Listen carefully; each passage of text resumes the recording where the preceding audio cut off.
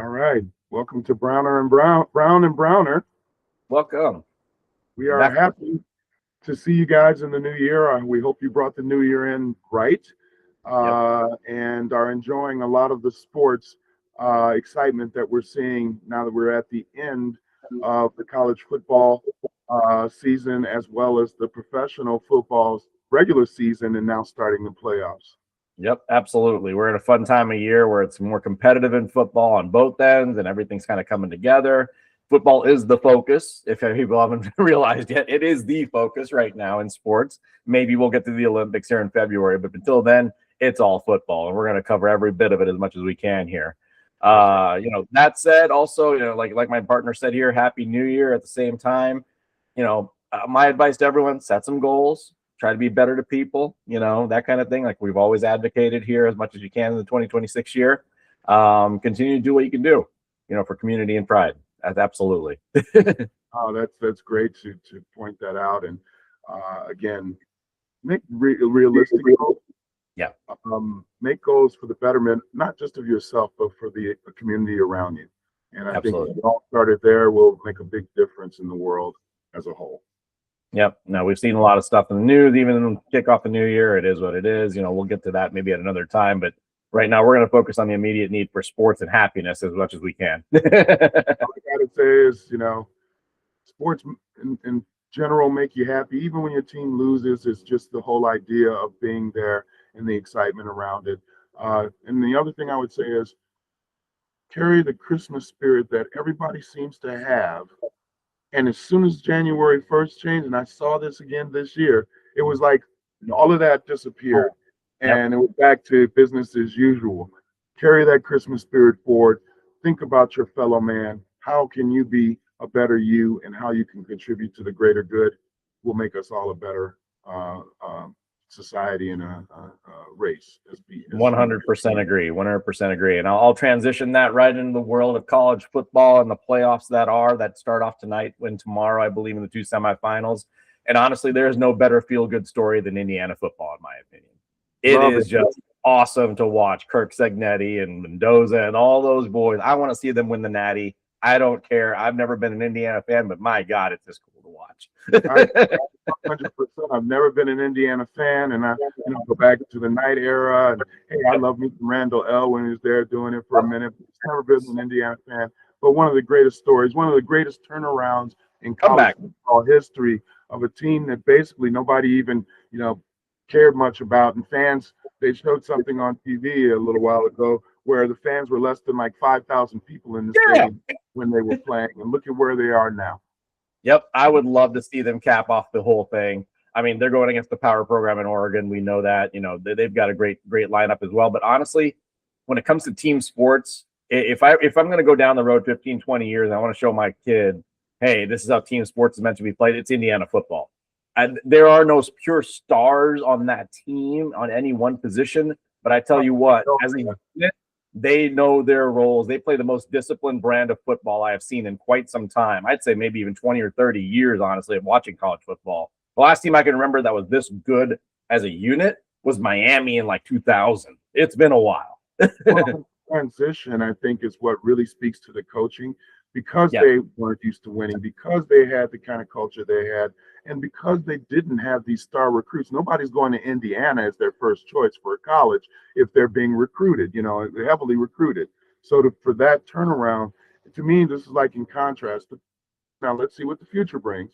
But in contrast to what we see with the Lane Kiffin, who goes to the already pre-made programs that have these, star players, doesn't do a whole lot with them, and then keeps ascending to get to different teams, where you got a guy like this who probably could have gone somewhere else. Oh yeah. He didn't bite. He stayed and was true to his players, to the university, and now he's reaping the benefits and the fruits from that labor. And I love the fact that, that people are actually starting to recognize Indiana and give them the I don't know, just the props that they should get as a football team, as a coach, and as a university. So kudos to you guys.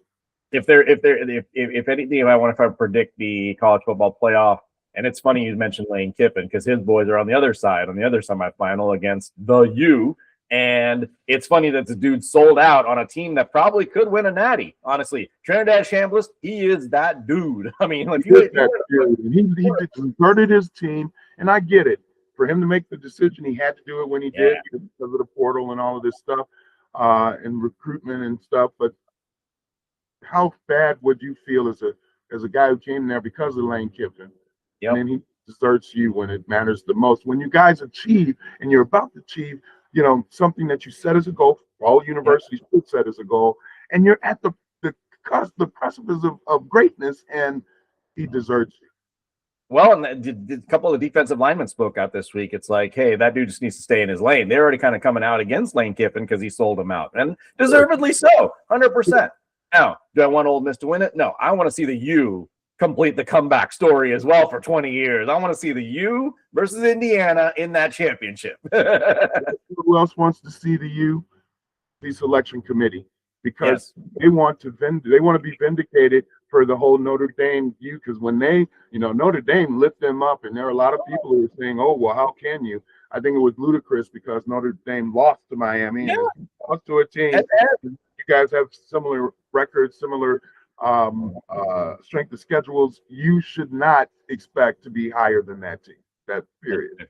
No, 100%. And I love the culture at the U. They've got, their current coach has changed the formula to where it was a little bit back in the 2000s, where they've got a little swagger to them. They up on the sideline. I love the fact that he's got kind of a Hispanic flavor too, because it caters to the Miami crowd. It's Mario Cristobal. He's got that entire recruiting pipeline. He's got everything going in the right direction at the U in an honest manner. Well, honest is a wink with any college. Well, college football is college football. We get that. But if there's two stories you want to see, at least in my opinion, come back to life, it's A, the U, the resurrection of the U, and B, Indiana football is just pure football. There is no question. It's the most disciplined team I've seen in sports in a while. As simple as that. Definitely be a great contrast when you're looking at those two teams, and there's a possibility that they could meet in the championship game. I can see Miami potentially winning that game. However, Ole Miss, and I tell you what, and I think we saw it in the pros, pro football this year, when you have something that galvanizes your team, that really brings them together, like Dallas Cowboys did for a stretch there when the one player committed suicide, I think it really does something to your team. And I think Ole Miss has that fire partially because of Lane Kiffin doing what he did when he did it. So now they're being coached by guys. I think they took up 2 other coaches out. So now they can't even be coached by the coaches that they had all year long. But even this, in spite of all of that, I feel like they have this us against the world. Nobody cares about us, but we care about each other kind of family gelling that's going on that I think might carry them through to the championship game. No, like I said, great stories all around. And of course, I don't want to take anything away from Dan Lanning in Oregon. He's done a phenomenal job of keeping that program always as a contender. And now even in the Big Ten, like that dude's solid. It'll be funny. I'll make a weird prediction given everything else that's been going on in the NFL this week, at least in terms of coaching. If Oregon doesn't happen to win the semifinal or even the natty, I could see Dan Lanning jump into the pros because obviously he's going to be a top flight candidate in terms of coaching. Guys done a great job at Oregon of recruiting and everything else. And I get that college football is a little different than pro, but hey, honestly, I'd rather take a college coach at this point instead of any offensive coordinator in the NFL. Simple as that. Well, trying to remember his name. It's not Weiss. He was just fired from the Oakland Raiders. He was a college coach. What's that? You're talking about Charlie Weiss from Notre Dame over to the pros and all that? Well, who just got fired by the Raiders? Oh, our favorite fan and friend, Pete Carroll. Yeah. No. He was an offensive coordinator. They fired him before Pete Carroll got fired. Oh, Antonio Pierce. No, Pierce. No. What are you talking about? College coach. He coached Notre Dame. He's supposed to be a great prospect. He just got hired by. I can't think of who it is now. He just got hired again. The guy that got. Are you talking about Penn State? Or were you talking about Notre Dame?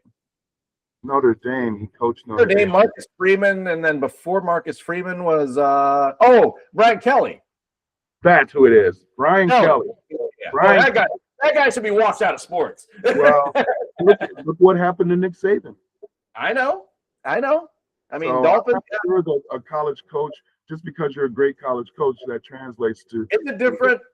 Yeah, Well, you're not dealing with men. They're getting paid. exactly. It's labor. You're not the man anymore. You are, but you're not. You know, it's not. It's a psychology thing. Yeah, you got to have command of the room over grown men at that point, which is a little bit different in college, where you kind of have the upper hand over most of the kids that are coming in, essentially. So no, there is definitely a different situation there. Now, on that note, and kind of transitioning a little bit. Well, first off, I'll get your take on college football. What do you think is going to happen? So you're not wrong about Oregon, and they're sneaky good, and their only losses to Indiana. But I'm going to go with the flow and what's happening right now. I think Indiana, they have that quiet swag about them. They're really disciplined. They play the kind of football that we always talk about, where you don't have so many penalties, where you're not doing stupid things that's shooting yourself in the foot to help you lose as opposed to help you win. So I'm going to go with Indiana in that one. And the other one, honestly, I'm going to go with the emotion of Ole Miss versus the swag and talent and the ferocious defense that Miami has. So I see Indiana playing Ole Miss, and I do see Indiana being the top seed. I thought Indiana would be playing Georgia, but I thought so too. I had Indiana, Georgia from the get-go, and that's I mean, it's impressive to see Ole Miss kind of take care of them essentially, and then. I mean, besides you get Trinidad Chambliss is honestly putting the team on his back, which is kind of impressive to watch in a college football run. So we've only seen that. God, I can remember Vince Young 2003. Except I think he actually has more talent and could last longer in the pros. Although he has this sneaky sort of thing that's associated with Anthony Richardson. So we will see what happens, because Anthony Richardson looked like he could have been somebody like that in the pros, and we've seen what happened thus far. Yep, absolutely. So no, that makes sense. But no, that's our college football prediction for sure. For I think on both of our ends, you're going with Ole Miss. I'm going with Miami. Both of us agree on Indiana. Who wins the Natty? Indiana. Once you get there, they're not Indiana. Yep. Nope. I agree. I don't care if it's Miami. I don't care if it's Ole Miss. I just think Indiana, it's their year. I think it's the greatest story that we've seen in college football in decades. And I'm happy for them, and especially the coach, because he's doing what we want coaches to do, which is stay there through your success, so that the university and the kids that you've recruited can actually experience that success versus jumping as soon as someone thinks you're pretty. Literally started from the bottom. Now we're here. It's the greatest. Absolutely. On that note, I'll transition over to I'll avoid week 18 for right now. I'll go to the whole the pro football coaching carousel that's about to begin.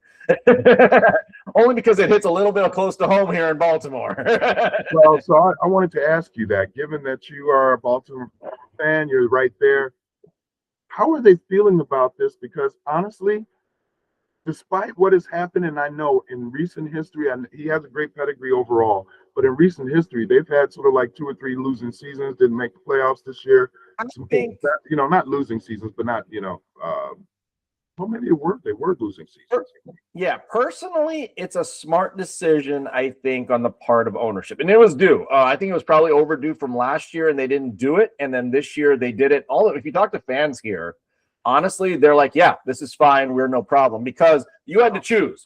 You had to choose either Harbaugh or Lamar. One had to go. One had to go this year. And it was maybe even last year. But last year they screwed up. They're going to sit and regret. They're like, we could have Mike McDonald take over this job. Well, so be it. That's in the past. Let's move forward. But you had to choose between Harbaugh and Lamar because there's a difference in philosophy there and how you're using one talent or the other. Harbaugh has always been what they call a good CEO, meaning he can manage the folks underneath him. He's had a great coaching tree. I think, okay coaching tree, but at least he's had people take other jobs. Let's put it that way, right? At the same time, his philosophy of football doesn't go with Lamar's game, the way that he excels in his strengths, So, and they've done that from the play calling. You could see how shitty the play calling is being. Now, the funny thing that's come out in the last 24 hours is that apparently ownership was calling for the offensive coordinator's head from like week 2 this year. And Harbaugh was protecting him. So at the end of the day, you have to fire both. It's as simple as that. I agree with that too. So I didn't know that dynamic, but if they were already calling for him to be fired, they were right, because they wasted this season. They were one of the favorites to win the Super Bowl, if not the favorite. And they tried to make Lamar Jackson a pocket passing quarterback, took all of his ability away from him. And talk about a guy who was a multi-faceted threat on the field. I felt like he wasn't there anymore. Plus, who the hell doesn't give the ball to Derrick Henry 20 plus times a game? If anything, week 18 was the indictment, if you think about it, right? I mean, the Ravens did everything right on offense. Yep. Did everything right on offense. They did just enough on defense, and it all came down to special teams, unfortunately. And, I feel bad for the kid Luke, but, well, I think he caught fire because if they'd have made the playoffs and had a little run, it might have changed the whole tenor of that. I think it would have bought him time, but I think there was still a decision to be made. If you hear the local press, local radio with Eric DaCosta at GM, the owner, Steve Bisciotti, I think there was always an odd and end going on in the leadership room of that thing with Harbaugh and everybody else. Like, they knew philosophically there was a lot of differences. DaCosta has always been an aggressive kind of mentality guy from a GM perspective. Bisciotti was always wants a winner, no question. I mean, you can see that historic thread of what the Ravens are. So I think that didn't meld well, obviously, with the fact that their offensive coordinator just flat out sucked this year. If you think about it, all the talent on the field that was there, and you saw it in week 18, where I think this will probably never come out, but I feel like the play calling was probably taken away from him to make it work. Well, honestly, when you said indictment, I don't feel like week 18 was the indictment. I feel like week 17 was the indictment. Ah, good point. Very good point. That was the failure. Yeah. No, they gave Derrick Henry the ball. They gave Derrick Henry the ball. Yeah. They actually gave him the ball. He got 200 yards. That was the team that we were looking at last year. Yes. This year has been this feeling, and we've talked about it before, where somebody's trying to prove that they're smarter than they need to be, because instead of giving Derrick Henry the ball again 20 times a game, that may not work at the first half, in the first half. But if you're tackling a guy like Derrick Henry all game long, by the middle of the third quarter, all of the fourth quarter, he's wearing you down. You're not sticking him at the line now, because he's running over as opposed to you popping him, and he only gets 1 yard. Now he's getting 15. Yep. That was the downfall. That, in fact, that what happened to Lamar as a running quarterback? Maybe he was injured. Maybe he was injured, but not at the beginning of the season. Not when they were against the Buffalo Bills, when they choked the lead. Yeah. Well, him getting injured, I think, was also a product of the fact that they didn't do what they were supposed to do from the get-go. I mean, he was getting hit more often. He was having to do things that he didn't want to do because he was out.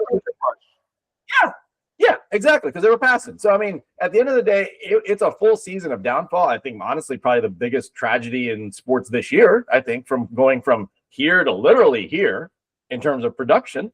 So, yeah, absolutely, I think it was the worst thing. Now, with John Harbaugh hitting the free agency market as a coach, obviously he's very desired as a commodity. Did you hear some of the stuff Adam Schefter was saying? Like, there were, I don't know how many coaching jobs, 6, 7, whatever it is, 7. And there were more than like 17 teams who contacted him. Yeah. What is he telling you? Well, and that's the thing. I mean, the guy is a great leader of a team, and he'll figure out the resources under him, the offensive, defensive side, to lead underneath him to basically make it work. So honestly, he's gonna be taken up, and he's gonna fit the right role. Personally, I think he would fit somewhere like a New York Giants situation. It's a bigger market, but I think he can manage the talent that's on the field a little bit better, because he's always been a defensive-minded coach, right? And he's got arguably a great defense in check there if you get the right coordinator in place. With the Giants to actually have a great defense. He can work with the running game, obviously. So, I mean, it kind of melds into his system. We'll see where it goes. Some people even joke that he'll go coach with his brother. Would he be willing to take a step down, though? He has to be the highest paid offensive coordinator on the planet to do it. Well, you know what I'm just questioning is, if he couldn't do it with the Ravens, was it because he lost the locker room because his voice was being heard?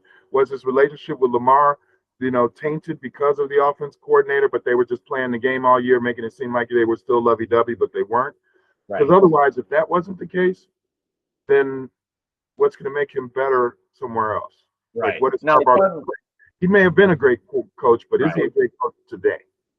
Fun irony is they've already started looking literally down the highway at Cliff Kingsbury as a potential fill for the Ravens. Great offensive mind, obviously. We've seen that. Yeah, but we saw what happened in Arizona with him too, right? Yeah, he hasn't been a great coach per se, but he has been an offensive mind. So we'll see where it all goes. And then, of course, you've seen all the other coaching fallout around the NFL. I'm waiting for offensive coordinators to get fired personally. Where the hell is that? especially with some of these teams. I'm waiting for Philly to fire their offensive coordinator. I'm waiting for Nagy to go away. You know what? Nagy might end up going somewhere being a head coach, but I'd be okay with that because I think that actually makes Kansas City. That's why I'm waiting for that news to drop. I want it to happen. Yeah, it's me. They have been talking about him. I don't know why. Like, what has Nagy done that makes you think he's a great head coach? And don't get me wrong. Some of these coaches, their first try might not be their best try because you're going. If you think about it, it's like high draft pick, right? Well, you're a higher draft pick. You go to the worst team. You're a candidate to be a coaching. You coach somewhere. Because you've had some good seasons. It's usually the worst teams. It's the Tennessee Titans. It's the New York Giants. It's the New York Jets. Matt Nagy was set up to succeed in Chicago. That's what's messed up. Other than the Chicago, aura, he had talent on the field. That's what's scary. Sorry, he wasn't good in Chicago. I don't know if he learned from that experience, but I wouldn't trust him. No, honestly, I would love to see the Chiefs get rid of him in whatever capacity. He can go get a job somewhere else.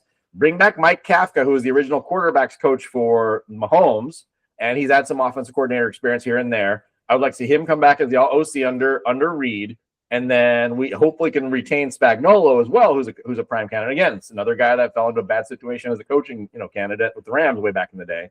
Right. Sam Bradford is quarterback, for God's sakes. But yeah. But needless to say, that's what I would love to see with the Chiefs. Now, a lot of the other openings are going to be interesting. The Raiders is one situation where you've got, some brass with Tom Brady and all that going on. We'll see in the allure of Las Vegas. Miami, we don't know what the heck's going on with crack dealer Mike, but he's still there apparently. So it is what it is. They did not fire him yet. And usually the firing would happen as soon as the last game is over. Yeah. You would think, especially with the rash of openings, there's a ton of openings. You would think that people would do it right now. I mean, hell, Atlanta Falcons didn't waste time. No. Mr. Monopoly Man said, "You go." That was cold. Like they show him on the stage, they're like hugging and stuff, and then like just hours later, he's like, "You're fired." Straight up, I was just like, "Damn, this hit before midnight on Sunday." He was there only 2 years. As a matter of fact, Pete Carroll got fired. He was there for 1 year. Yeah. I guess teams are, and this is the problem I do have with this whole process. Unless you're just really a bad coach, and there are a lot of players that are saying you're just a bad coach, how can you get fired after 1 year or 2 years? You went to a crappy team to begin with. You know what's happening? It's square peg, round hole. You're trying to fit a coach into a GM and quarterback situation in all these situations, right? Yeah. Like every single one. Instead of you talk about this, you have to bring that triumvirate together. You're right, because that was the problem with the Bears, with Nagy, with every single Bears coach we had, is that it was never tied into where the GM and the coach and the quarterback were all coming together and, like there was a choice saying we want to bring this together as opposed to, this is already existing. You're going to have to deal with this and figure out how to make it work. Yep, exactly. So, I mean, whatever these teams all decide to do collectively, I mean, the only one that probably can't be turned around in a triumvirate fashion is the Ravens, because you've got a strong GM, you got a strong quarterback, everything else. But all the other situations, you need to do a full-fledged clean out, basically, in my opinion. Let your coach decide who your GM is or vice versa, right? Either way, that way you have everybody on the same page when it comes to the draft. And then same thing with quarterback, you got to have the person that's going to fit your system if you're going to build a system. Right. Or your system needs to cater to them, one or the other, Right. So we'll see where all that where that carousel goes. Now, the one man that still has his job and will always have his job is Mike Tomlin. Mike Tomlin, but I wonder. Yeah. Let's say that the kicker makes the field goal. Yeah. Do you think they fire him? I don't know. I don't know. I mean, isn't he sort of in the same situation as John Harbaugh? I mean, pretty much. Is. Okay, but it's a little different because Aaron Rodgers is a temporary void, right? He's not there for 2, 3, 4 years. He's there for 2 years and that's it. So is it then the time in Pittsburgh to do the full revamp with coach, GM, and quarterback, because it appropriately aligns in that fashion? To just say, okay, this year's going to be our true rebuild. We're going to go out and get a coach, that whole stuff. And honestly, it would be probably the top destination for most coaches, I would think. I would think, and as you said, it would have been the best timing because Rodgers is stopgap. You have everything in place to really bring in that triumvirate where you can actually have everybody on the same page. And I wonder if Mike Tomlin is sort of sick of being in Pittsburgh. Make you wonder about that too. I would love to see him fit in somewhere else and really tear it up again. Like he would kind of rebuild it, not kind of resurrect his career, but you know what I mean? Like he'd get that new energy going somewhere else. I just don't know where. Like imagine if he came to the Ravens. Well, the reason I thought he might be fired is he did fit the gym. They've had issues with their offense forever. Yeah. Even when the defense was playing poorly, the defense was great. Yeah. And their defense was right where they want to be. And that's been like that since he's been there, you know, for however long he's been there, 20 years, whatever it is. Yep. I think he was in the same kind of boat where, you know, maybe they could have let him go at that point. Right.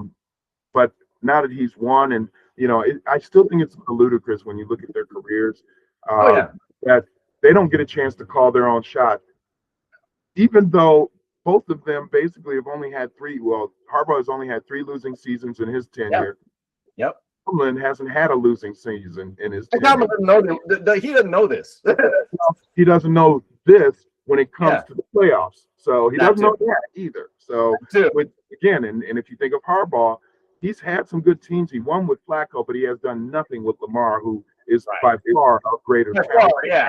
Well, now here's I'm gonna throw my wild red take that some radio announcer over here did. He's like, well, Harbaugh's gonna get hired by the Browns. Browns are gonna need a backup quarterback behind Shador. They're gonna bring in Joe Flacco to mentor, and then that would be funny. That would straight. That's how you complete the evolution of the world in the NFC or the AFC North, to say the least. It's going to be very interesting to see what ends up happening, where people end up going. And I think the landscape of football, I think this year, I guess I'll have this question. Seeing what has transpired this year with some of the favorites to win the Super Bowl, making the playoffs, Chiefs, Ravens, Lions, to not even make the playoffs. Heck, the Bengals, even though their defense was crappy, people still thought they'd be good this year. To see that, like, the change in football where parity is actually there now. Like, you don't have this dominating team. I don't care how great the NFC West has been this year. They're not dominating teams. No one's saying, except maybe Seattle because of their defense, no one's saying this team is going to win. A lot of people think the Rams are going to win. Now they're sort of backtracking on that. You know, so it's funny to see that, and you may see more of this even next year. I'm going to say a perfect segue into the playoffs, and we'll go into the brackets right into it. Because honestly, this is the most unpredictable NFL playoffs that I've seen in quite some time on both ends of the field. There is no one team that is truly destined to finish in their conference and go to the Super Bowl, in my opinion. You could pick anyone, literally, on both sides. I would love to see the Vegas odds. I haven't had a chance to look at them. I'll probably throw some money somewhere. But I know I will too. But at the end of the day, it is truly a crapshoot. And I don't even know if home field is honestly going to play an advantage. Maybe in a couple scenarios that I'll talk about in a second, but it's going to be interesting to watch. Well, and I would agree with that. I mean, as good as Seattle has been and that they beat San Fran, I think, on San Fran's field, I think San Fran could beat them. I think the Rams could beat them. I think the Bears, if the Bears could get their defense together and start actually playing at the beginning of the first half to actually score points, that they could even beat them. So you're right about that. And in the AFC, I think a bigger crapshoot over there. People want Josh Allen, and I think this is the best opportunity that Josh Allen has had his entire career, because he doesn't have the 3 best quarterbacks in the AFC, or maybe potentially the league, depending on how you look at it. They're gone. So he's playing a bunch of teams that aren't even really supposed to be there. You're playing a Denver team who may have the first seed, but are they that good? That's the magic question at the end of the day. Now I'm going to kick off our discussion of the playoffs with a quick thing what ChatGPT is saying as of this morning. And then we'll go in from there. So right now in the wild card round, starting with the AFC, they've got Pittsburgh beating Houston Texans.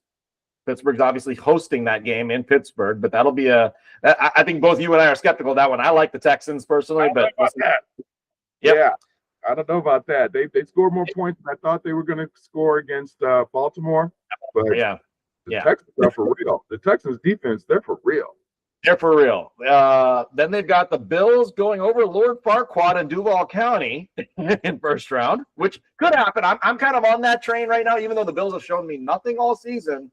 This is the playoffs. Everything starts over. New pressure, new thing. We'll see where that one goes. I think you're skeptical. You're thinking Lord Farquaad wins first round. I'm thinking Josh Allen comes up hero. Well, let's see what happens. I honestly, with the exception of the Steelers, yeah, I am not sure.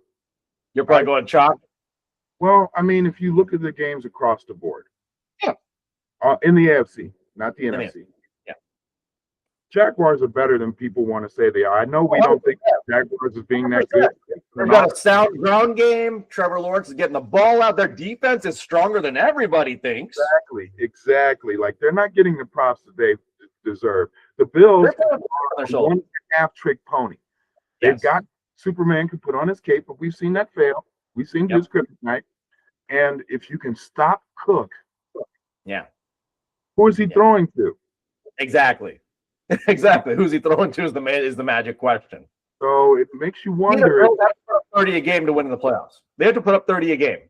That's it. Yeah. So I just feel like it's as much of an opportunity as Josh has, and he's a great quarterback. They've gone backwards in Buffalo, in my opinion, with what they've done with the best team around him. He's had better teams in the past years. This one, I think you're going to see. I think the Jaguars are going to win. I think the Patriots. So let's model this 2 ways. Let's model this 2 ways. So I told you what ChatGPT picked. So ChatGPT also took the Patriots over Chargers. So if that scenario happens, where it's the Steelers, Bills, and Patriots, lowest seed plays Broncos, so it'd be the Steelers and Broncos in the top half, right? And then it would end up being the Bills and Patriots, a division rivalry, in the bottom. ChatGPT has Josh Allen beating Drake May. And they have the Donkeys winning the top half. So it'd be Broncos and Bills in the AFC Championship. Now, by what you and I potentially think, we're thinking Texans. So you got a 5 seed coming out. We're thinking probably the Jags, right? Which are a 3 seed. And then we're thinking Patriots. So by that token, it's also the similar setup where you're going to see the Texans play the Donkeys and then the Patriots play the Jags in New England, mind you. So then what do we pick? If we're going ChatGPT, or if we go, so by our token, yeah. So I honestly think the Patriots are for real. Drake May. Drake May, they got a decent defense. They also disciplined, and I think Mike Vrabel is proving that it was Tennessee that was the problem, not him. 100%. He's got disciplined football, and then he's kind of got that Indiana vibe. If you think about it, he does. And what a great story! Probably, as much as I'd like the Bears coach to win the coach of the year, I think that the COY is going to go to Mike Vrabel. What better story is there, given their record last year, other than Duval? Yeah, no, and even Liam Cohen's probably in that mix, but probably not as much. But I would say. I mean, they had a similar record, or not as bad, I don't think. But I can see him being a candidate. But Vrabel has proven his worth, and quite frankly, I got New England winning that game. I got the Texans beating the Broncos. You know what? I have that suspicion right now because Will Anderson is going to chase Bo Nix. I want to see Bo Nix throw on the run as opposed to getting all that time in the pocket like he's been sitting with. Well, and I think that the Texans have a good enough offense, and we've seen that Denver has been having issues scoring some points. And the Texans, that's not the best defense in the league. And I just feel like if the Steelers that first game, which I think they will, I think they're going to beat Denver. I see them being able to do what they need to do to win that game. And I can see New England playing the Texans. And I'm going to actually take New England in that game. I'm New England. I have a similar pattern to what you have. If the Texans beat the Donkeys, I'm going Patriots to win the AFC. And if it's the other way around, let's say that Broncos beat the Texans, I'm going Broncos. That's funny. So, if the Broncos can beat the Texans, then I am going to pick the Broncos against New England because they will be playing in Denver at home, at Mile High, which I think is that much of a difference at that point. Yep. So I think we're both similarly aligned on the AFC. So that's our run on the AFC. Let's go to the NFC. So I'll give you what ChatGPT has. They got the Rams over the Panthers in Carolina. That's a big one because Carolina's been huge at home, if you think about it. But that's a big one. But that's Matt Stafford. Let's face facts. Well, here I think the key in that game, quite frankly, is Kyron Williams. they have their full complement of receivers. Yeah, and that too. Yeah. Devontae is back, and he's that, in the red zone, and you got Puka, and you got, Williams running the ball, and if they can that Matt Stafford, they probably had a conversation with him like, hey, Matt, I don't know what the hell you've been doing the last couple of games. You probably blew the MVP because of it, and you better get back to being Matt Stafford, or we're going to trade you back to Detroit for Jared Goff. Wow. Wow. We'll let you retire a Lion. Yeah. Hey, if you want to threaten him with something, threaten him with that. And I just feel like Matt's going to come back. I just think as great as the season has been for Carolina, they backed into the playoffs. You got to win to get into the playoffs. They've lost. Fresh, and Bryce Young isn't that dude yet. He ain't that dude. He's turned the corner because it's way better than last year. But anytime you have to back into the playoffs, and there have been discussions of how can an 8-9 team host a playoff game just like they had before, I just don't feel like you're that team. If they win, great, good for them. But I can't see the Rams blowing that opportunity. No, I think the Rams take care of business. I think Jarek Verse gets back to being that scary dude on defense. Yeah, we need some zeros in our hearts, baby. We need you to pounce on them. Yep. So I think I like the Rams in that one too. So I'll agree with ChatGPT, and I'll agree with I think all of us collectively agree on that one. That the Rams should take care of business. They've got the Eagles over the Niners. That one's into Philly. Eagles still haven't shown me shit, in my opinion. That offense is still putrid, regardless of the fact that it is putting up points slowly week by week. But you still ain't handing the ball to Saquon. I mean, the same story with the different ending. Yes. Think about it. I don't know what the Eagles' final record was. Yeah, same. They were one of the best teams in the league at the beginning of the season. The Baltimore Ravens were the worst team in the league, one of the worst teams with the 1-5 record or whatever at the beginning of the season, and they came back to finish right around 500. The Eagles are just barely above 500, and they played in the worst division in the league. I'm not impressed, and if they don't hand the ball off to Barkley. Gnarls Barkley. Yeah, exactly. Crazy, right? That's it. We would all say that's crazy. Yeah, that must be crazy. Barkley and crazy in there because they're hurting themselves. And I'm not sure they can actually win the game against San Francisco. I'm going Niners. Even though the Niners are coming in a little cold, having lost that last game, I still like the Niners with the fact that they've got that strong offense. Their defense is hurt. Don't get me wrong, no Fred Warner and all those other pieces that they need. But this is the 49ers. They've always been a playoff team in that sense. They've shown up when the moments count. And more importantly, Christian McCaffrey's healthy. That's what really makes this more dangerous because they can control the clock. And I'll give you the X factor. It's going to be rainy. That can make a big difference. If it's raining, it could be a big difference. But if it's raining in Philly as well, maybe that would stop them from trying to pass the freaking ball and give it to the best player on their offense. It should be a Saquon versus McCaffrey game, in my opinion. But I think Philadelphia will figure out how to screw it up because they got that offensive coordinator problem too with Patullo. I brought the Ravens up as a comparison because they look like the Ravens. They're the NFC version of the Ravens. They just got lucky to make the playoffs because their division sucked so bad that none of those teams could even put up a fight to look like they can make the playoffs. I think you and I are possibly in a mix. We're both picking San Francisco. Is that right? Or are you sticking with the Eagles? I gotta take San Francisco. I have to. Same. Even with their injuries on defense, their defense has been looking pretty darn staunch. I just got to take San Francisco. That'll be the one that I think, besides the Rams, which I think the Rams are favored in that game anyway. Yeah. That's the upset that I have is the 49ers beating the Eagles. I agree. So I got the same thing. ChatGPT's got the Eagles. I think we're going against it. We're going 49ers. Then they've got, of course, the Bears over the Packers. Okay, so I was about to say we haven't talked about the game I care about the most. Yep. I've been a Bears fan for a long time, since 1975, and they gonna choke? I think they're gonna win. Yeah. but here's the problem that I have.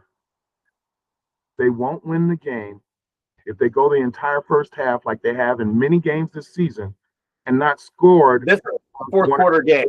And maybe a couple of field goals at best. They won't win that game. And I hope that they're realizing this. Ben Johnson, I know you script plays for the first whatever.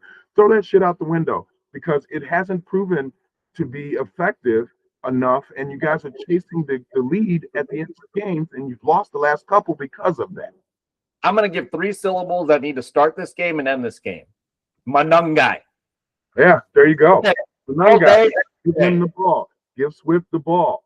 Throw little screen passes. Control the offense. Control the tempo. Score the points. Score in the red zone and stop settling for field goals. Because that could be to their They've detriment. got to come out and punch in the mouth first and put up the first score. If that happens, I see the Bears winning this game, no problem. If they do fall into a fourth quarter situation, like you're saying, like they have, they will fall and fail. That is what happens to the Chicago Bears in the playoffs. Against this very team just a few weeks ago. The exact same scenario. So they need to look from that. The other thing I think that is going to be a key here, the Bears defense has looked pretty porous. And it has fallen off since the middle of the season. Middle of the season, it was looking stout. It was looking kind of, hey, we got that swagger. But now I'm suspect of it. Now, does Jordan Love have anybody left to throw to? I don't know. But at the end of the day, that's Watson. But I think the key, what I was saying before, the key is this: if they can put some pressure on Jordan, one, remember he's coming back from a concussion that was given to him by a Bears player. Right. I think that they have an opportunity to win because he doesn't have anyone to throw to. They can put pressure on him. I'm not sure if he's fully healed, and you might get a flashback if he gets hit. Malik Willis play personally. If I were a Packers fan, I'd want Malik Willis to be my starter. I don't know if I want Malik Willis to play, but I would definitely want to put. He wouldn't turn the ball over. Love's head, so that he's thinking of more than just throwing the ball. Yeah. No, I agree, and that's what's, like I said. I think we both agree on the philosophy of this game. I think we're both picking Bears, just like ChatGPT is, so we're good there. So here's what gets interesting. So because of our picks, we've got the Rams as a 5, San Francisco as a 6. So San Francisco would actually fall up and play Seattle in that situation. And then you would get Rams Bears. And that's opposite of what ChatGPT has, obviously.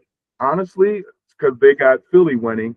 But then if that was the case, if Philly won and the Rams won, Philly and the Bears would play each other. Philly, right? Right. If that would be the case, I got the Bears beating Philly again this year. Same. And ChatGPT's got the Eagles, but we're going Bears on that one in that scenario. Yeah. But because of our scenario, we're going to say Rams Bears. Who do you got? That's a tougher game, I think. I'm still going to take the Bears, one, as a fan, but two, if they get past that first game, think of the confidence level that will be going on in the locker room. And Ben Johnson, if you don't get the Coach of the Year, the COY, you're the Coach of the Year in my heart because you turned them around. You turned them more importantly than anything, and I think all of the 3 coaches did this, established a winning culture and a thought process that was so different just a year ago in the same locker room. So I can see if they win that first game, I don't think they're going to lose against the Rams. I think they're going to put it up. I think it's going to be a low-scoring, close game. But I think that they'll beat the Rams. Then, if they get that far. Well, then they would play the winner of Seahawks and Niners then, which would be a down and dirty game. That would be in Seattle, mind you. But you know what? I'm going to say Seattle stays true and Sam Darnold gets his hero cape on. And the running game comes through for Seattle. I think Seattle continues to beat the 49ers because of that. Because, again, the suspect factor here for me is still the 49ers defense because they're not healthy. Yep, and I would agree with that. I think that if it's a game again, as they've shown, the next to last game of the season? No, last game of the season. Last game of the season. They played Seattle. They couldn't score. Couldn't score. Exactly. Yeah, Brock Purdy put up the 5 ball, basically. Agreed. Yep. They couldn't score. I don't see where Seattle would be any different if Seattle's in the playoffs at home playing that same game. Now, I'm going opposite of you on that Bears and Rams game. And here's why. I think Matt Stafford becomes Superman. And he makes his destiny and he makes his retirement song, Swan Song. I think him and Puka put up 2 or 3 touchdowns. And I think they win in Chicago as heroes fly. Now, I'm going to say it's a close game, just like you are, but I think it's going to be more of a higher scoring affair in that situation on both ends. Well, if it goes that way, I would agree with you because Matt Stafford can light it up. Yes. The Stafford I've seen recently didn't look like that. If the Bears stay true to their pass rush, which they have in the middle of the season, not at the end, then they can get enough pressure on Matt Stafford to have to throw away the ball, and then they'll put that moot and they could control the game. But tempo is going to matter in that game. That's the reason I'm going Rams. I think the experience beats out more of the rookie flavor of the Bears, basically. Yeah. Okay. So now, the way you have it, you got Seattle playing the Rams. I got Seattle playing the Bears. Yep. I'm going Rams. I'm going Rams over Seattle in that situation. I'm going Matt Stafford's going to get his hero cape and fly in this situation. Now, yes, you got to better the Rams winning the Super Bowl, don't you? So that one's tough for me. I haven't picked it yet, and that one's tough. I picked them at the beginning of the year. I got the Rams, and I picked Detroit. I did pick the Rams in one of my early bets. Yes, yeah, so I want that to pay off, obviously. But yeah, no, that's where I like them to be loaded up. Now, in your situation, let's go back to that. It'd be Bears Seahawks, right? What do you think? Playing in Seattle. Seattle. Again, for the NFC Championship. The Bears could ride the wave, but that's the fan in me talking. If it was Bears, Seattle, unless Darnold reverted back to the 3-interception Darnold, I'd have to take Seattle. They've got the running game, they've got the defense. So regardless if it's cooler, regardless if it's warmer, regardless of the type of game, they have the right kind of team makeup. If they're going and running on all cylinders, how are you going to beat them? See, I think in both scenarios, whether it's the Bears or the Rams, in my case, playing Seattle, I think Sam Darnold sees his ghosts like he always says he has. And I think he chokes in the NFC Championship. And whether it's the Bears or the Rams, they win the NFC. That's going to be the key to Seattle. If Sam Darnold just doesn't turn the ball over much, they're going to win. Defense is opportunistic. Seattle has leaned heavy on getting Jackson Smith and Jigba the ball, right? At least Ben Johnson and Sean McVay aren't stupid. They're going to try to double cover him in some fashion or have a safety on top to prevent him from getting the ball. And that's going to force, whether it's Darnold, to throw the ball either the opposite side or to lean on the run game with Charbonnet and what's his name? Which is Walker, which is pretty potent. No, that's very potent. Don't get me wrong. It's very potent. But also both lines for the Rams and the Bears are stout. Their defensive lines. The Rams more so than the Bears, in my opinion. The Bears, but I think that's right. It's literally gonna be a game of the trenches, I think, in my opinion, in that situation. Because you're gonna stop one star receiver or the other, right? The Bears haven't even used their star receiver.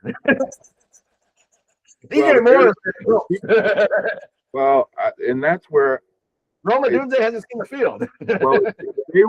And I don't know what's really happening with him. I'm surprised the injury that he has lingered for this long.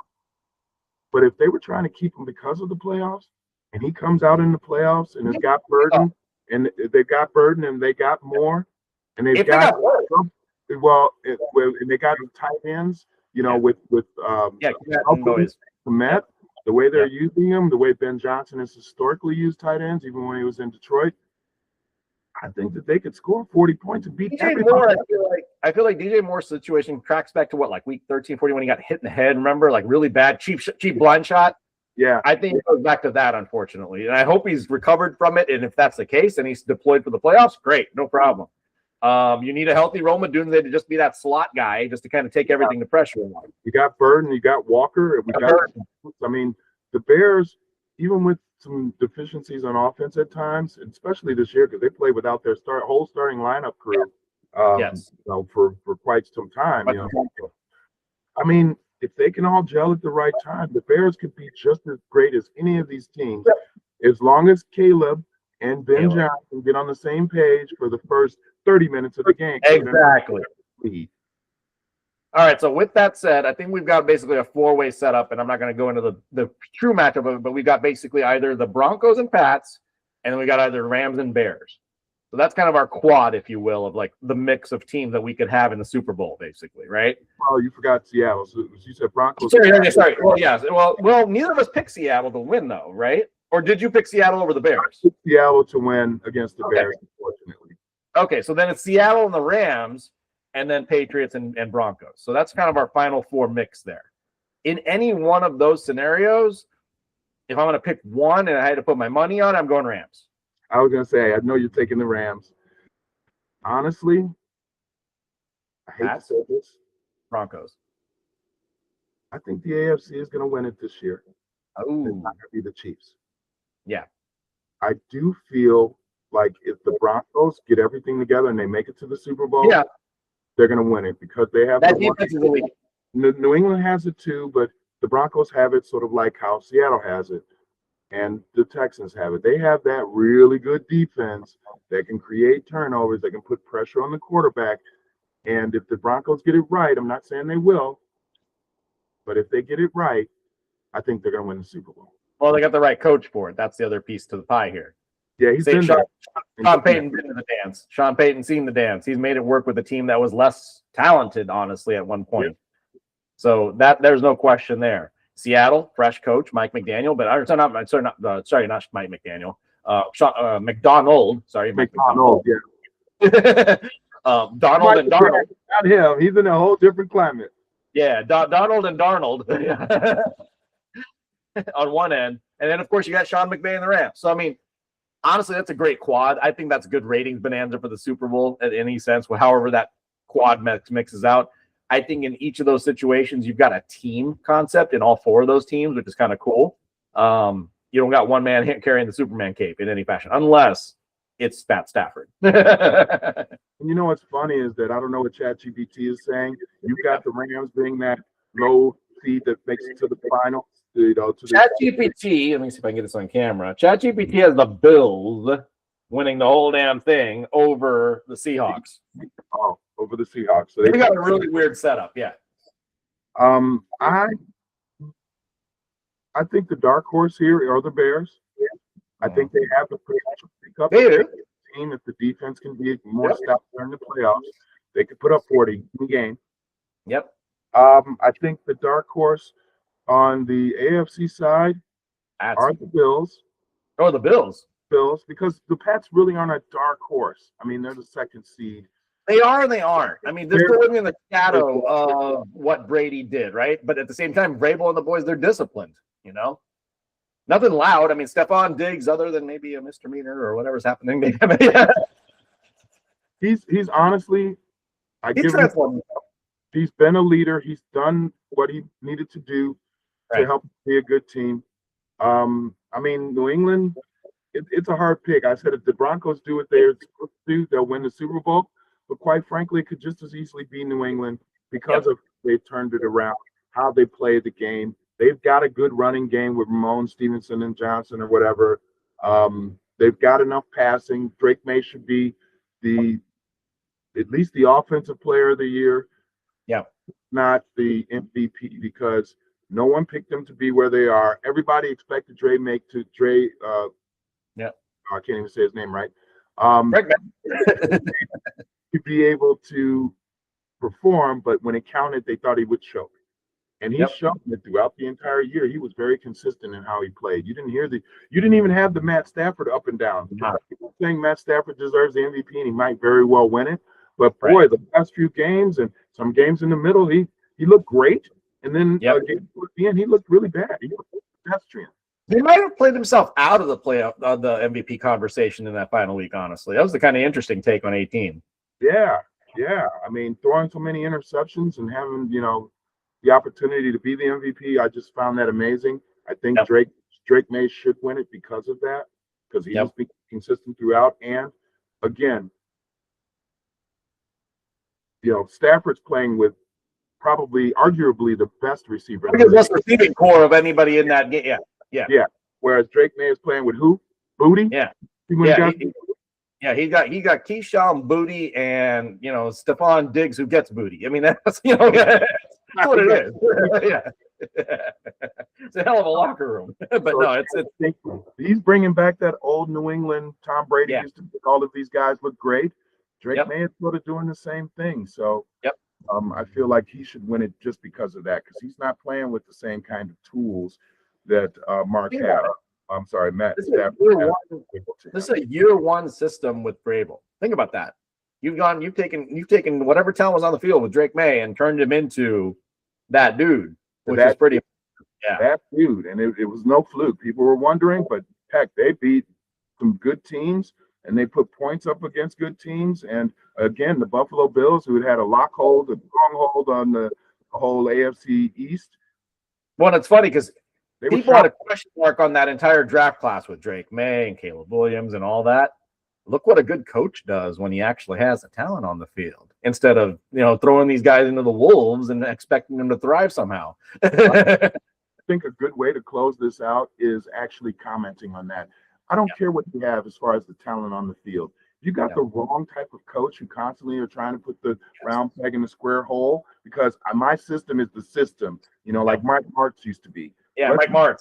Drops, even when we got Joey Cutler, and we're going to be horrible, but it's going to be my system, but I think it really speaks to that. What Vrabel has done, I feel like what Cohen has done down in Jacksonville, what Johnson has done in Chicago, Sean Payton, the Knicks. I mean, you can go on and on. Yeah. It speaks volumes to how a good coach truly makes the team better. We talk about that in baseball. You talk about baseball, it's like, how many games did you win because of the coach, and how many did you lose because of the coach? Because they think, the strategy of how you put in, the relief pitching and this and that, play a role.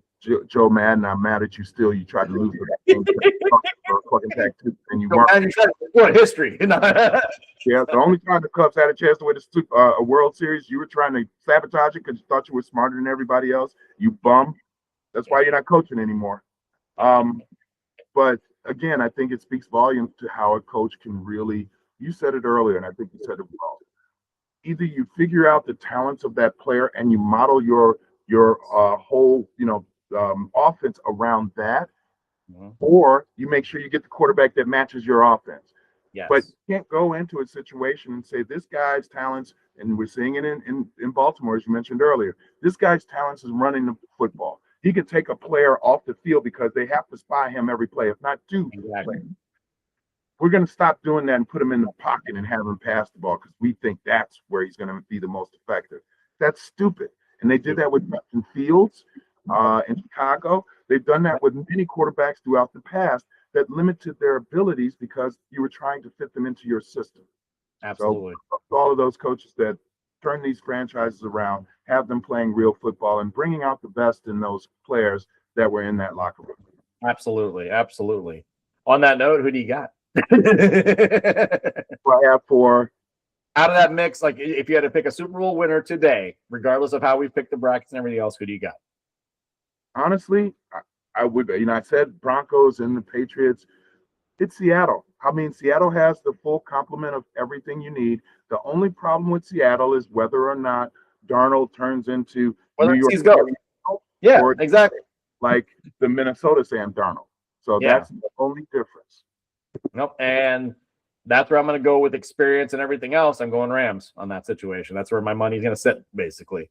I'd rather go with experience over the fact that, yes, Seattle has the best complement of football on all sides, but Sam Darnold sees ghosts, it's over. Simple as that. But see, this is where if you're the coach and you see it happen, that you stop and you say, I need to do the next 2 or 3 series, we're going to run the ball. We're going to run the ball. We can do that effectively. And if we have to pass, it's going to be a 2-3 yard pass with the hopes that the running back can, get the extra yardage. But a lot of coaches get stubborn and they keep calling those plays like the guy's just going to snap out of it. Sometimes people, like you say, you see a ghost, you're shook, and you can't shake yourself out of it, man. Stafford had a couple of those games recently where you just play and you're in a funk. Joe Burrow had one of those games where you just play in a funk. But it's the coach's job to recognize that and then change the offensive play calling to match the situation and not the idea or your design or vision. Exactly. Nope. 100% agree. So no, on that note, it's going to be an exciting couple of weeks here of football, to say the least. And especially the next 5 days, starting with today. College football, all the way leading in the pros. Incredible. I still find it weird that you have a Monday night playoff game. I just don't understand that concept. Me too. You're shortchanging that team in the following week. Like I guess I don't get that either. I agree with you because I saw that Monday night and it's like, why are you putting the Steelers? And the funny thing is, of all of the games to put on Monday night, Monday night. Seriously. That's like one of the worst. Well, you know what's going on. We got to cater to Aaron Rodgers' ego, unfortunately. That's some of the problem here, unfortunately. He's still got to get his shine in his last days, if you will. I have to admit to something that and even my wife was saying it too. You know, being Bears fans, but not even Bears fans. Aaron Rodgers is just one of those people that makes you want to hate him because he's so Absolutely. arrogant and he's such an ass and he's a liar and he's deceitful and he thinks he's the smartest person in every room he's in. You No know, problem. you know. He's Best smug. He's smug. That's what I can't stand. He's smug. can't stand him. But I rooted for them against the Ravens because the Ravens just didn't deserve it. I'm sorry, they just didn't. I didn't want Well, to go. let's put it this way. If the Ravens won it, they were going to get blown up by 30 in the first round. Because they were going to be stupid again and do the wrong things. Yeah. you were picking between two of the worst things possible in that game. I was rooting for Aaron Rodgers. I just never really root for Aaron Rodgers. I don't care if I have a bet on the Steelers to win. I just cannot root for Aaron Rodgers. And I wasn't really rooting for him. I was rooting for the team because I can't stand it. For the team. Yeah, exactly. I was rooting for Mike Tomlin just to finish with 9-8, and and to keep that going, which he did. So I would on that. Actually, though, didn't they finish 10-7? 10-7, they did. Yeah, they actually finished up. You're right. But yeah, just when I thought about it, it's like, ooh, it just makes you feel nasty. It does. It's like you need a shower afterwards. That's a problem. Yeah. I sort of rooted for Aaron Rodgers. Oh. Well, so true. Back together, partner. We're gonna have fun. Both and in the pros. Go Indiana. I really want to see. I'm an underdog kind of guy, so I'd like to see. What I'd really like to say is go Indiana. Even though you're the favorite, you're an underdog in my mind, just from where you came from. Go the Chicago Bears because you could make up for it. And it's sad to say that the Bears are good this year and Kansas City Chiefs aren't good this year because I would love to hope for both of them to come together because we have a bet thing. But I think we're going to go there. And we shall live stream live. We'll be there. We'll be streaming live from the Super Bowl for sure. And I'd also like to see another. I can't believe I'm saying this, but I would love to see the Jacksonville story. The Texans are a great story. You know what? I kind of want to see Duval County somehow have a Super Bowl. How weird would that be? That would be so weird, but it would beckon, where they were under Peterson years ago and what they were able to accomplish. You know what? I'm not a Jacksonville fan, but I think it would be a great story. I also think the Texans would be a great story because they started off like the Ravens, but they actually put it all together, and they probably are the hottest team right now. And they remind me of the Giants. When the Giants won the Super Bowls they won, they came in as the hot team on the road, and they were just beating people. How are we cheering for the AFC South all of a sudden? On one hand, you have the mustache man, Shad Khan. On the other hand, you have Lord Farquaad with his beautiful hair. It's just that those are the feel-good stories. Besides the Patriots, everybody wants Josh Allen to win. He should take advantage of this. But to me, those feel-good stories as being those also ran franchises, to see where the Texans have come after they gave up on Watson and what happened with all of that, and it was such a farce. I give them credit. Many franchises don't recover from things like that. Absolutely. I mean, if anything, if Jacksonville somehow makes it, I would love to see them bring Mark Brunell and Maurice Jones-Drew back from the dead. Those deserved a title. They were fucking amazing to watch. And Mercedes Lewis, who I think is still in the league. He's on the league. They should bring in all of those guys back. That would be incredible. That would be. Again, another great story. And honestly, Jacksonville, I don't think appreciates their team. I think all Florida teams except Tampa Bay sort of suffers. There's no loyalty in that state. Yeah. That would be a great story too, and would love to see them win. So not absolutely. Love to see them win, but I think it would be a great story. But the Bears would be the best story. Yep, there you go. And the best parade. On that, the best parade in sub-zero weather. Heck yeah, it would be incredible to watch. Might be a snowstorm in February. So true. On that note, be well, my partner. Gonna take a couple weeks off, relax, have some fun with family and friends. Absolutely. On that all in front, enjoy sports, but importantly, help people to start the year if you can. Right. Listen to my partner. It's all about us thinking about each other. If we have that mentality, we're going to make a better world for ourselves, for our families, for our children. So it doesn't take much. It takes more to be a bad person than it does to be a good one. Very true. Very true. On that note, Brown and Brown are out. We'll be back in a couple weeks once my partner is back, hopefully rested and rejuvenated. And more importantly, we'll be looking at what's going on in the AFC Championships and the NFC Championships here shortly. There you go. And we got the Olympics coming up soon too. So they're starting That's right.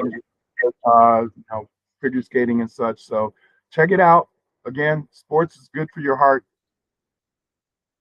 Absolutely. Watch a game or two or watch a competition. It'll make you feel good. Curling, baby, curling. At least you can drink while you watch curling. I mean, that's a drink. Yeah. Like, all right, do the Jerry curl.